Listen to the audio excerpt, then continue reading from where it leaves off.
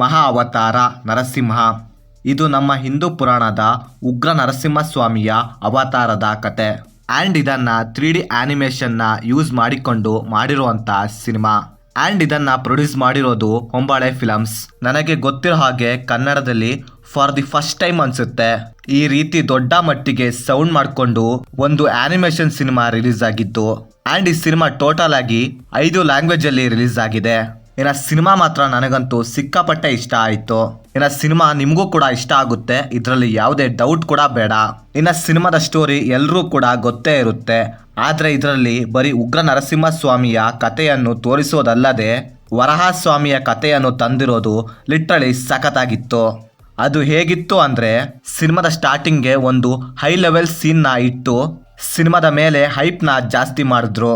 And cinema ಕೊನೆಗೆ ಆ ಹೈಪ್ನ reach ಆಯಿತು ಕೂಡ.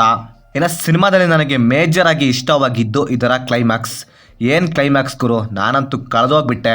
ಆ ಕ್ಲೈಮ್ಯಾಕ್ಸ್ ಎಪಿಸೋಡ್ಗಳಲ್ಲಿ ಒಂದೆರಡು ಶಾರ್ಟ್ಸ್ಗಳಿದ್ದಾವೆ ನೆಕ್ಸ್ಟ್ ಲೆವೆಲ್ ಅಂತೀನಿ. ಆ್ಯಂಡ್ ಅಲ್ಲಿ ಬರೋ ಆ್ಯಕ್ಷನ್ ಸೀನ್ಸ್ಗಳು ಮಾತ್ರ ಹೇಳೋಂಗೆ ಇಲ್ಲ, ಚಿಂದಿ ಅನ್ಬೋದು, ಅಷ್ಟು ಸಖತ್ತಾಗಿತ್ತು. ಅದರಲ್ಲೂ ಅವರು ಆ್ಯಕ್ಷನ್ ಸೀನ್ಸ್ನ ಡಿಸೈನ್ ಮಾಡಿದ ರೀತಿ ಹಾಗೆ ಆ್ಯಂಡ್ ಅದನ್ನು ಪ್ರೆಸೆಂಟ್ ಮಾಡಿದ ರೀತಿ ಸಖತ್ತಾಗಿತ್ತು. ಹಾಗೆ ಸಿನಿಮಾದಲ್ಲಿ VFXನ ತುಂಬ ಚೆನ್ನಾಗಿ ಯೂಸ್ ಮಾಡಿಕೊಂಡು ಅದನ್ನು ಪ್ರಾಪರಾಗಿ ಎಫೆಕ್ಟಿವ್ ಆಗಿ ಪ್ರೆಸೆಂಟ್ ಮಾಡಿದ್ದಾರೆ. ಆ್ಯಂಡ್ ಇದು ಆ್ಯನಿಮೇಷನ್ ಮೂವಿ ಆಗಿದ್ರು ಸಿನಿಮಾದಲ್ಲಿ ಎಮೋಷನ್ನ ತುಂಬ ಚೆನ್ನಾಗಿ ಎಲ್ರಿಗೂ ಕೂಡ ಕನೆಕ್ಟ್ ಆಗೋ ರೀತಿ ಕನ್ವೆ ಮಾಡಿದ್ದಾರೆ. ಆ್ಯಂಡ್ ಸಿನಿಮಾದಲ್ಲಿ ಅದು ಕನೆಕ್ಟ್ ಆಗುತ್ತೆ ಕೂಡ. ಇನ್ನು ಸಿನಿಮಾದ ವಿಜುವಲ್ಸ್ ಕೂಡ ತುಂಬ ಚೆನ್ನಾಗಿತ್ತು. ಅದರಲ್ಲೂ ಆ್ಯಕ್ಷನ್ ಸೀನ್ಸ್ಗಳಂತೂ ನೀವು ತುಂಬ ಎಂಜಾಯ್ ಮಾಡ್ತೀರಾ. ಆ್ಯಂಡ್ ಅವುಗಳನ್ನು ನಾರ್ಮಲ್ ವೇ ಅಲ್ಲಿ ಬಿಟ್ಟು ಡಿಫ್ರೆಂಟ್ ಆ್ಯಂಗಲಲ್ಲಿ ತೋರಿಸೋಕೆ ಟ್ರೈ ಮಾಡಿದ್ದಾರೆ, ಅದು ನನಗೆ ಇಷ್ಟ ಆಯಿತು. ಹಾಗೆ ಸಿನಿಮಾದಲ್ಲಿ ಅವರು ದೇವರನ್ನು ತೋರಿಸಿದ ರೀತಿ ತುಂಬ ಚೆನ್ನಾಗಿತ್ತು. ಸಿನಿಮಾದಲ್ಲಿ ಬರೋ ಆ ಭಕ್ತಿನ ಫೀಲ್ ಮಾಡ್ಬೋದಾಗಿತ್ತು. ಹಾಗೆ ಸಿನಿಮಾದಲ್ಲಿ ಬರೋ ಪಾತ್ರಗಳನ್ನು ತುಂಬ ಚೆನ್ನಾಗಿ ಪ್ರೆಸೆಂಟ್ ಮಾಡಿದ್ದಾರೆ. ಅದರಲ್ಲೂ ಸೆಕೆಂಡ್ ಹಾಫ್ನಲ್ಲಂತೂ ಎಮೋಷನ್ ಮಾತ್ರ ಪೀಕ್ ಲೆವೆಲಲ್ಲಿ ಹೋಗುತ್ತೆ. ಆ್ಯಂಡ್ ಅಲ್ಲಿ ಬರೋ ಡೈಲಾಗ್ಸು ಕೂಡ ತುಂಬ ಚೆನ್ನಾಗಿತ್ತು. ಆ್ಯಂಡ್ ಸಿನಿಮಾದ ಸೆಕೆಂಡ್ ಹಾಫ್ನಲ್ಲಿ ಆ ಪ್ರಹ್ಲಾದ ಕ್ಯಾರೆಕ್ಟರ್ ಬಂದಾಗಂತೂ ಫುಲ್ ಎಮೋಷ್ನಲ್ ಆಗಿಬಿಡುತ್ತೆ ಸಿನಿಮಾ. ಆ್ಯಂಡ್ ಅದು ಸಿನಿಮಾದಲ್ಲಿ ತುಂಬ ಚೆನ್ನಾಗಿ ವರ್ಕ್ ಆಯಿತು. ಆ ಸಿನಿಮಾದಲ್ಲಿ ಬರೋ ಆ ವರ್ಲ್ಡ್ನ ವಿಜುವಲ್ಸ್ನಲ್ಲಿ ತುಂಬ ಚೆನ್ನಾಗಿ ತೋರಿಸಿದ್ದಾರೆ.